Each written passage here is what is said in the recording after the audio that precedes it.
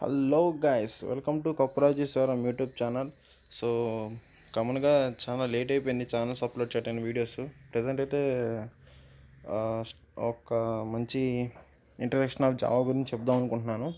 So introduction of జావాలో మనకి చెప్పాలంటే చాలా చాలా ఉన్నాయి. ఇంట్రడక్షన్ గురించి చెప్పాలంటే అది మనం ఇక్కడ నుంచి ఎక్కడ దాకా చెప్పలేము. సో నేను ఇంట్రడక్షన్ గురించి చెప్పాలనుకోలేదు, డైరెక్ట్గా కొన్ని టాపిక్స్ అయితే చెప్పాలనుకుంటున్నాను. ఎందుకనంటే ఇంట్రడక్షన్ చెప్పట్లేదు ఏంటంటే, మనకి బాగా ఆకలిసినప్పుడు రైస్ చూస్తే తినాలనిపిస్తుంది, అదే టేస్ట్ చేస్తే ఆగలేము. అందుకని డైరెక్ట్గా ఒకసారి టాపిక్గా చెప్పేస్తుంటే మీకు అర్థమవుతుందని అనుకుంటున్నాను. సో సమ్ ఇంపార్టెంట్ ఫీచర్స్ అయితే చూద్దాం. జావాలో మనకు వచ్చేసి చాలా ఫీచర్స్ ఉన్నాయి. వాటిల్లో మెయిన్గా మనం గమనించాల్సింది రెండు. ఫస్ట్ వన్ ఏంటంటే case sensitive. Okay, case sensitive అంటే ఏంటి? కేస్ సెన్సిటివ్ అవటం అంటే స్మాల్ లెటర్స్ క్యాపిటల్ లెటర్స్ ఉంటాయి కదా, మనకి జావాలో ఎక్కడ స్మాల్ లెటర్స్ ఇవ్వాలి, ఎక్కడ క్యాపిటల్ లెటర్స్ ఇవ్వాలి అనేది చాలా చాలా ఇంపార్టెంట్ అనమాట. కాబట్టి మనం ఎక్కడ స్మాల్ ఇవ్వాలో ఎక్కడ క్యాపిటల్ లెటర్ ఇవ్వాలో మనం నేర్చుకోవాలి ఫస్ట్. అది సెకండ్ ఏంటంటే సింపుల్ టు ఈజీ అనమాట. ఎందుకంటే మనం జావా నేర్చుకోవడం చాలా చాలా ఈజీ నన్ను అడిగితే. నేనేంటంటే జావా గురించి తెలియనప్పుడు జావా అంటే తినే జావా, రాయి జావా అనుకున్నాను. తప్పేం లేదు, నేను అట్లానే అనుకున్నాయి. ఈ జావా గురించి అయితే నేర్చుకున్నాను. సింపుల్గానే ఉంటుంది, ఏముండదు. అండ్ ఒక స్మాల్ ప్రోగ్రామ్ అయితే చూద్దాం, చిన్నది. ఓకే, అక్కడ ప్రోగ్రామ్, అరే ఏం అర్థం కావట్లేదు కదా, చెప్తాను ఒక్క నిమిషం చెప్తాను ప్రోగ్రామ్ గురించి. ఫస్ట్ మనం ప్యాకేజ్ అని తీసుకోవాలి. ప్యాకేజ్ అంటే ఏంటంటే ఏదైనా ఒక ఫోల్డర్ నేమ్ అనమాట. మనం ఎగ్జిక్యూట్ చేసిన ప్రోగ్రామ్కి ఒక ఫోల్డర్ నేమ్ అంటూ ఉండాలి.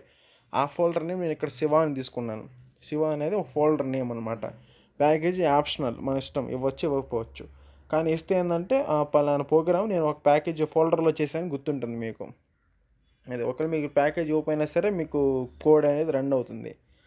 అది తర్వాత క్లాస్, ఎక్కడే మనం గమనించాలి, ఎక్కడే మనం క్యాపిటల్ లెటర్స్ ఇవ్వాలి. అది అట్లానో చూద్దాం. క్లాస్ అంటే ఏంటంటే మీకు కామన్గా సి లాంగ్వేజ్లో యాష్ ఇంక్లూడు అలా ఉంటుందన్నమాట. యాష్ ఇంక్లూడ్ స్టో దాట్ సి కాలను ఇవి ఉంటాయన్నమాట. అవి ఏంటంటే మీకు కోడ్ అనేది ఒక ఇంటి పేరు లాంటిది మీకు చెప్పాలంటే. అట్లానే జావా అనేది క్లాస్ లేకుండా ఉండదు. కంపల్సరీగా ఏ కోడ్ అయినా సరే క్లాస్తో స్టార్ట్ చేయాల్సిందే. సి లాంగ్వేజ్ అనేది మీరు హెటర్ ఫైల్స్తో స్టార్ట్ చేస్తారు, యాష్ ఇంక్లూడ్ అని. జావాలో క్లాస్ అనమాట అది. ఓకేనా? ఎక్కడ నేను క్లాస్ నేమ్ ఉంటుంది, దీనికి క్లాస్ నేమ్ మీ ఇష్టం ఏదైనా తీసుకోవచ్చు. కానీ కానీ ఫస్ట్ లెటర్ మట్టి క్యాపిటల్ లెటరే తీసుకోవాలి. అదిగో కొప్పరాజు, మా ఇంటి పేరు తీసుకున్నాను. కే క్యాపిటల్ లెటర్ అనమాట. అక్కడ మీరు నెక్స్ట్ లెటరు మీరు ఎన్నైనా తీసుకోవచ్చు, క్లాస్కి ఇంతనే ఉండదు లిమిట్. తక్కువలో తీసుకుంటే బాగుంటుంది ఒకసారి ప్రోగ్రామ్ చూడటానికి కూడా. సో బ్రేస్ ఇచ్చేసేసి కింద పబ్లిక్ స్టాటిక్ వాయిడ్ మెయిన్. ఏంటిది అర్థం కాలేదు కదా, చెప్తాను. మీకు సి లాంగ్వేజ్లో ఏంటంటే మీరు యాష్ ఇంక్లూడ్ ఇచ్చిన తర్వాత మెయిన్ అని స్టార్ట్ చేస్తారు. కానీ జావాలో ఇదే మనకి మెయిన్ మెథడ్ అనమాట. పబ్లిక్ స్టాటిక్ వాయిడ్ మెయిన్ బ్రాకెట్లో స్ట్రింగ్ ఆర్క్స్ అనమాట. అక్కడ మెయిన్ అని రాశాను, ఆర్క్స్ అనమాట. అది ఎందుకనంటే మనకి జావాలో మెయిన్ మెథడ్ నుంచే కోడ్ రన్నింగ్ అని స్టార్ట్ అవుతుంది అనమాట. మెయిన్ మెథడ్ నుంచే స్టార్ట్ అవుతుంది. ఇది మటుకి మెయిన్గా మీరు మైండ్లో గుర్తుంచుకోండి. మెయిన్ మెథడ్ నుంచే జావా అనేది స్టార్ట్ అయింది. So public static main method void main అనేది మెయిన్ మెథడ్ అనమాట. అట్లా దాని కింద system dot out dot print LN అది. ఎల్ఎన్ అంటే నెక్స్ట్ లైన్. అదే మీరు సి లాంగ్వేజ్లో ఏం చేస్తారు, స్లాష్ ఎన్ అంటారు. స్లాష్ ఎన్ అంటే నెక్స్ట్ లైను. జావాలో ప్రింట్ ఎల్ఎన్ అనమాట. మీరు ప్రింట్ ఎల్ఎన్ అనేది రాయిపోయినా సరే మీ కోడ్ రన్ అవుతుంది. కానీ మీరు ఎల్ఎన్ రాస్తే నెక్స్ట్ లైన్లో వస్తుంది అనమాట.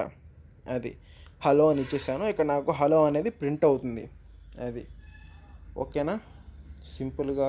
సో ఇక్కడ రెండు బ్రష్ క్లోజ్ చేసేయాలి. పబ్లిక్ స్టాటిక్ వాయిడ్ మీద పక్కన నేను ఇంకో బ్రష్ ఇచ్చేసాను. మొత్తం రెండు బ్రష్ క్లోజ్ చేస్తే సరిపోతుంది అనమాట. Printing purpose system dot print అని. అదే మీరు సి లాంగ్వేజ్ ఏం చేస్తారు, ప్రింట్ ఎఫ్ అంటారు, అంతేనా. ప్రింట్ ఎఫ్ అంటే అక్కడ ప్రింట్ అవుతుంది. ఇక్కడ system dot out dot print అని అంటే అప్పుడు ఇక్కడ ప్రింట్ చేసినట్టు అనమాట. ఓకే, నేను ఒక చిన్న టాపిక్ చెప్తాను వేరియబుల్ జావాలో. ఒకసారి చూద్దాము టాపిక్ ఏంటో చూద్దాం సార్ ఒకసారి.